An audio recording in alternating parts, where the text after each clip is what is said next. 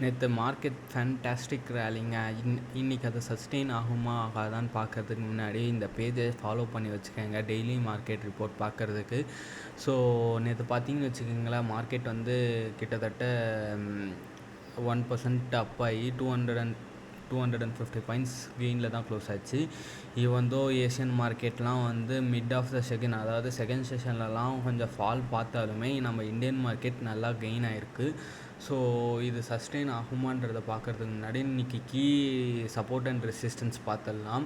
கரண்ட்டாக 22,968. நான் நேற்று வீடியோ பார்த்துருந்தீங்கன்னா 900க்கு மேலே க்ளோஸ் ஆயிடுச்சுன்னா இட்ஸ் பாசிட்டிவ் இண்டிகேட்டர்னு. ஆனால் 900 கீழே தான் க்ளோஸ் ஆகிருக்குது, விச் இண்டிகேட்ஸ் இட்ஸ் நெகட்டிவ். நீங்கள் பார்த்தீங்கன்னு வச்சுக்கிங்களேன், இந்த இடத்துல 900க்கு கிட்டலாம் போச்சு, 980 900 அந்த இது கிட்ட போச்சு. ஆனால் அதை சஸ்டெயின் பண்ணாமல் செல் டவுன் பண்ணியிருக்காங்க. அப்போ பீரிஷ் அவங்களோட எண்டு கொஞ்சம் பாசிட்டிவாக இருக்குது.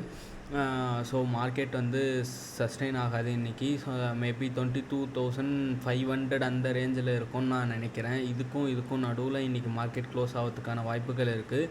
இதில் பாசிட்டிவ் நியூஸாக பார்த்தோன்னு வச்சுக்கோங்களேன், இஎம்ஏ 9 டேஸுக்கு லைட்டாக பார்த்தீங்கன்னா மேலே க்ளோஸ் ஆகிருக்குது. இங்கே பார்த்தீங்கன்னா உங்களுக்கு தெரியும், 900 எடுத்தனா உங்களுக்கு அதுக்கு லைட்டாக மேலே க்ளோஸ் ஆகிருக்குது. அதுவும் இல்லாமல் ஆர்எஸ்ஐ வந்து 40க்கு அந்த எழுத்தில் இருக்குது. ஸோ 40க்கு மேலே, அதாவது 40 கீழே போச்சுன்னா தான் ஓவர் சோல்டு ரீஜன் சொல்லுவாங்க. இப்போ அதுக்கு மேலே போனதுனால கொஞ்சம் பெஸ்ட்டு தான். ஸோ அதர் தென் தட் பார்த்திங்கன்னு வச்சுக்கோங்க, ஏஷியன் மார்க்கெட்லாம் நல்லா பாசிட்டிவாக மூவ் ஆகி பாசிட்டிவாக போயிருக்கு. யூரோப்பியன் மார்க்கெட் வந்து மிக்ஸ்டு சைனு. ஏஷியன் மார்க்கெட் வந்து இப்போ எல்லாமே சிக்னிஃபிகண்ட்டாக லோவாக தான் இண்டிகேட் பண்ணுது. க்ரூட் ஆயில் பார்த்திங்கன்னா ஒரு பேரலுக்கு $115 ட்ரேட் ஆகுது, which is not good for our Indian market, not only Indian, overall.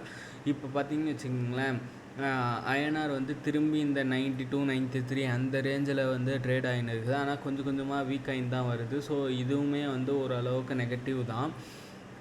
So நீங்கள் பார்த்தீங்கன்னு வச்சுக்கிங்களேன், ஃபுல்லாக வார் ரிலேட்டடாக இது நாளைக்கு காலங்காத்தால், அதாவது வெனஸ்டே காலங்காத்தால் அளவில் ஒரு ட்ரம்ப் கொடுத்த அந்த கெடு முடியுது. ஸோ அதிலேருந்து செல்லிங் ப்ரெஷர் அதிகமாகிறதுக்கான வாய்ப்புகள் இருக்குது.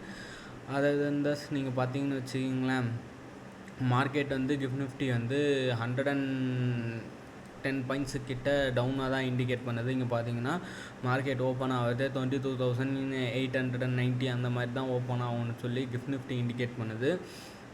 ஸோ செல்லிங் ப்ரெஷர் இன்றைக்கி கண்டிப்பாக இருக்குது. இந்தியன் விக்ஸ் நேற்று அவ்வளோ ரேலி ஆகியுமே அந்தளவுக்கு இந்தியா விக்ஸ் குறையலன்றது வந்து கொஞ்சம் வருத்தம் தெரிவிக்கிற விஷயமாக தான் இருக்குது. நிறைய பேர் என்ன ப்ரெடிக்ட் பண்ணுறாங்கன்னா, லோயர் சர்க்கியூட் ஹிட் ஆகிற வரைக்கும் மார்க்கெட் ஃபால் ஆகுன்ற மாதிரி சொல்கிறாங்க. ஸோ வெயிட் பண்ணி பார்ப்போம். நீங்கள் இங்கே பார்த்தீங்கன்னு வச்சிங்களேன், எஃப்ஐஎஸ் நேற்றுமே செல் தான் பண்ணியிருக்கிறாங்க, 8000 கோடிக்கு செல் பண்ணியிருக்கிறாங்க. டிஐஎஸ் வந்து அதே 8000 கோடிக்கு வாங்கி கிட்டத்தட்ட நெட்டு வேல்யூவில் வந்து வெறும் 78 crores அந்தளவுக்கு தான் நெட் செல் ஆகிருக்கு. நீங்கள் பார்த்தீங்கன்னு வச்சிங்கன்னா, அப்போ டிஐஸும் வாங்கலை, எஃப்ஐஎஸும் வாங்கலை. இது பிரகாரம் பார்க்கும்போது அதாவது தான் விற்றுருக்குறாங்க. ஆனால் மார்க்கெட் இந்த அளவுக்கு ரேலி ஆகின்னு இருக்குது. எனக்கு வந்து இட்ஸ் நியூ டு சி ஆக்சுவலாக. ஸோ தேங்க்யூ ஃபார் வாட்சிங். நம்ம நாளைக்கு என்ன நடக்குதுன்றதை வெயிட் பண்ணி பார்ப்போம்.